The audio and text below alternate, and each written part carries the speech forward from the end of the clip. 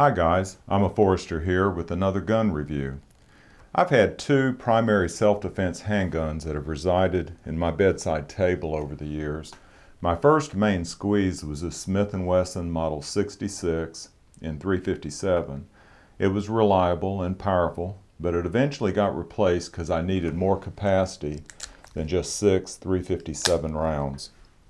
I replaced it with the gun that you've seen before, this FNP9. I've done a couple of videos of this gun.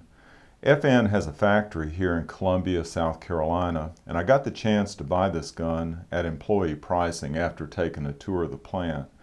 It was a deal that I just couldn't turn down. It'll hold 17 rounds of 9mm, that's with one in the chamber, and I bought this light, a TLR3, for the gun. It stays on the gun, and I have a couple of holsters that accommodate that light. I shoot it accurately, and it stayed in my bedside table for several years now. But this FNP9 has been replaced now also. And let me show you what's replaced it. This gun right here. Are you impressed? Well, I am, and by the end of the video, I hope you will be also. Sig has done something really neat. These are the essential parts that turn a Sig P226 LR to a 9mm. Let me explain. When the FNP9 was my primary handgun, I practiced with it a good bit. But as ammo rose in price, I began looking at .22 caliber handguns as an alternative to save money. I wanted something that was as close to the FNP9 as possible, and I eventually came across this gun. It's a Sig P226 LR. Shoots .22 caliber ammo. Now at first blush, they look very similar. Both are full-size semi-automatic handguns.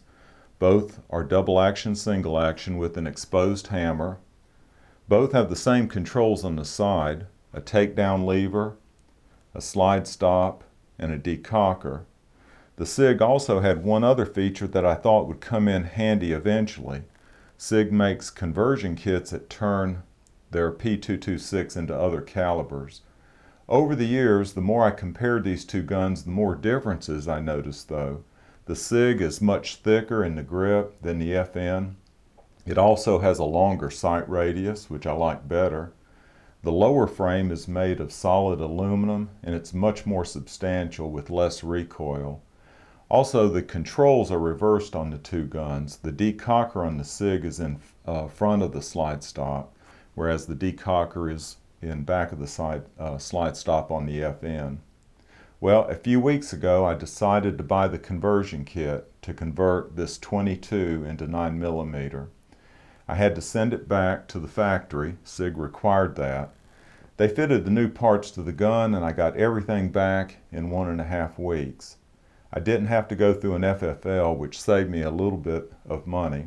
The only hitch in the process was that I had to be available at home to sign for it when the gun came back. Here are the parts that came back from Sig that turned my .22 into the new sheriff in town. There's only 4 parts that are needed. First, you get a new slide, and it's stamped Sig Sauer P226. Then you get a new barrel, of course. It's stamped 9mm Para Sig. You get a new recoil spring and a new 9mm magazine. Now the magazine will hold 15 rounds. It's made in the US, and they seem to be very high quality. I got 2 extra magazines from Sig, and with a conversion kit, the magazine is $35. Without the conversion kit, they sell for $50, I believe. The conversion is very simple. It's as simple as taking the gun down for cleaning. First, you just remove the .22 mag, and then you lock the slide back, rotate the takedown lever, and the slide comes right off, and you're left with the lowers. I'll set those aside. I want to give you a side-by-side comparison. First, I'll reassemble or assemble the new barrel and slide assembly. And here's a side-by-side comparison of the two slide assemblies. 9mm on this side, .22 on this side. One obvious difference that you can see is the size of the spring. The spring has to handle a lot more recoil. I can also feel the difference in weight, although you're not going to be able to tell that. The 9mm is much stouter. Of course, the 22 slide assembly has to be light enough to cycle the rounds from a very lightweight round to 22. Now the new 9mm slide fits perfectly on these rails, and this is one feature I really like about the Sig. They have these really long front rails, and they also have pretty substantial back rails. But you just reverse the process, lock the slide back, rotate the takedown lever, you cock it, and you're back in business. All you have to do now is just reinsert the magazine. And these two magazines look very different from each other, but they both fit perfectly in this magazine well. Slides right in, operates flawlessly, and I've worked through all three magazines. One other feature that I got as a bonus, I wasn't sure whether I was going to get this or not, but it's these sights. These are 3-dot sights, but they're night sights. I've never had night sights on any gun before. The FNP that I had just had regular 3-dot sights, and I really like these. The only thing that I don't particularly like is the finish on this new slide. The finish on the 22 LR was beautiful. That was one of my main reasons why I liked that gun. It had a black nitron finish that matched these lowers, the lower frame, perfectly. This finish isn't quite as fine, and it doesn't match perfectly. This is more of a dark gray, and this is more of a black. I don't know if you're going to be able to see that, but I can tell it in person. You might be able to see it right there. And that's just a cosmetic thing, but it is something that I've noticed.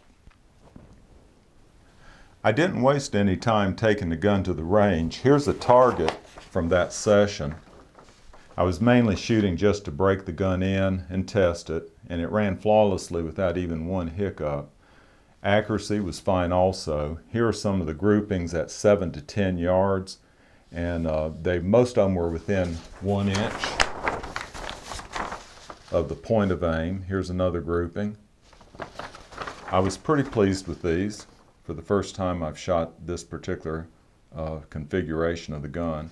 And then I ended up with doing headshots, and these were at a range of distances from 10 to 25 yards. And I was pretty pleased with those. I was pleased with the accuracy overall. I'm still in the break-in period for this new Sig, but it's safe to say that my FNP9 will be retired to a new role as backup gun. With this neat conversion kit, I can now practice with 22s with the exact same gun that I'll use to defend my home. There's definitely going to be a new sheriff in town. Y'all take care.